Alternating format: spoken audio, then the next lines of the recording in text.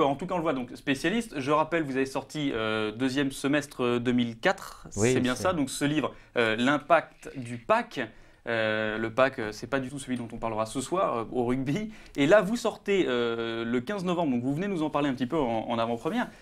J'ai ici juste la maquette de ce livre, si je retrouve la couverture. C'est Éco-design, chemin vertueux au pluriel. Voilà, la couverture, si on peut la voir. Chemin vertueux au pluriel, pourquoi? Oui, parce que Dieu sait qu'il n'y a pas, Il y a en pas matière qu'une voie d'éco-design, il n'y a pas qu'une voie. Et d'ailleurs, il y a beaucoup de voix qui en parlent et qui en parlent pas toujours à bon escient.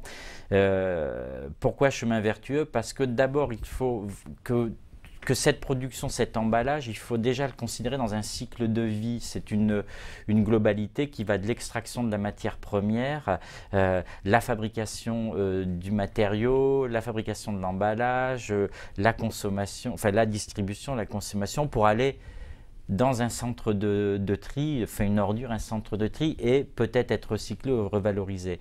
Donc il y a énormément de gains possibles et il y a énormément de chemins possibles. Il faut sortir de la guéguerre des matériaux où on aurait le papier et carton qui serait plus facilement recyclable ou renouvelable. Enfin, c'est quelque chose c'est un livre qui est assez global et qui essaie d'explorer toutes les pistes. Toutes les pistes à explorer, sans doute peut-être parce que déjà le packaging est une des choses, les emballages sont déjà très très recyclés finalement. C'est le premier réflexe du consommateur lambda quand on lui montre ce qu'il fait pour le bien-être de la planète.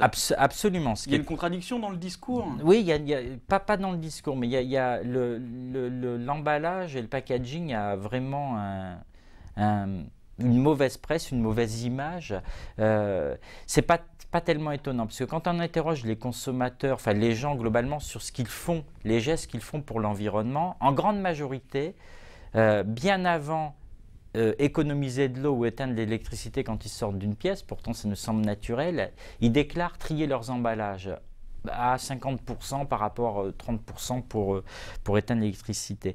Donc c'est quelque chose de très important. L'emballage, on est confronté tous les jours. Il n'y a pas une activité que nous fassions, même au niveau professionnel ou à la maison, on n'a pas un emballage.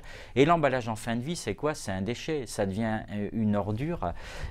Donc, il a ce défaut d'être visible et d'être visible comme ordure, donc d'être un petit peu stigmatisé comme un déchet. Voilà. Ça prend beaucoup de place dans les poubelles. C'est la face visible, si j'ose dire, de la responsabilité de chacun. Et c'est peut-être une raison pour laquelle, en tout cas, les gens s'en préoccupent de plus en plus.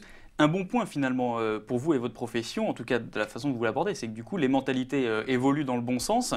Maintenant, dans votre livre, séquencé en plusieurs parties, il y en a une, c'est les gains pour notre planète. En deux mots, quels sont les gains possibles avec l'éco-design?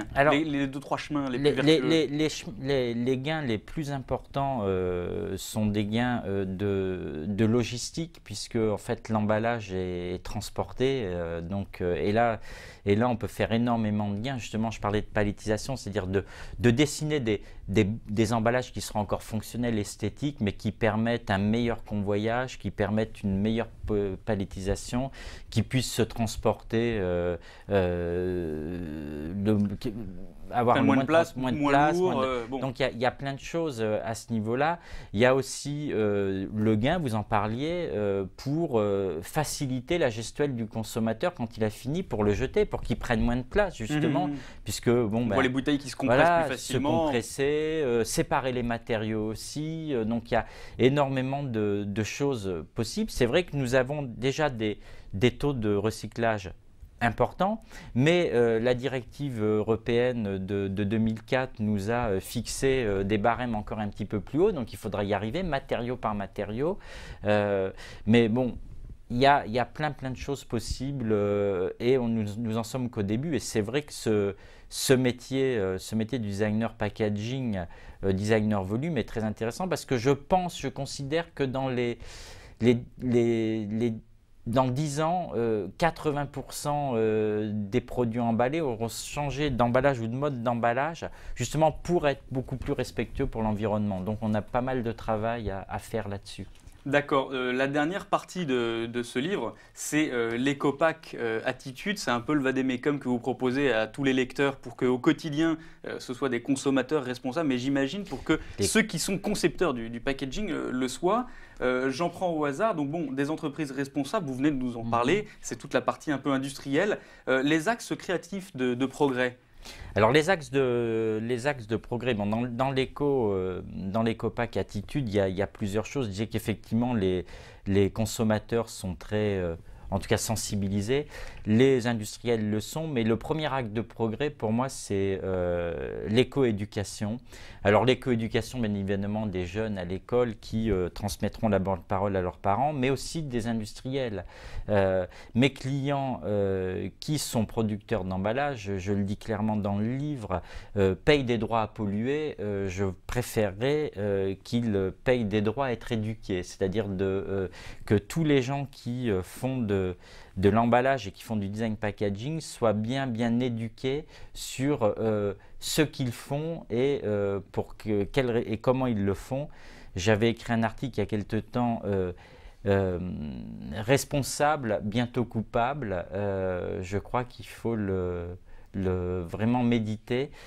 Donc l'éco-éducation, vous avez aussi donc, tout ce qui est l'éco-design, et dans l'éco-design effectivement je propose plusieurs pistes, d'intégrer en amont toutes les pratiques de l'éco-conception qui est quelque chose d'industriel, de l'assistance à jeter, puisque c'est ça, le fameux séparation des matériaux voilà, dont vous parliez tout à l'heure. Mais aussi ce dont je parlais tout à l'heure, essayer vraiment de faire des actes design, des actes même de design graphique comme design produit, qui soient en le réfléchissant de manière économe par rapport à l'environnement. C'est tout à fait faisable.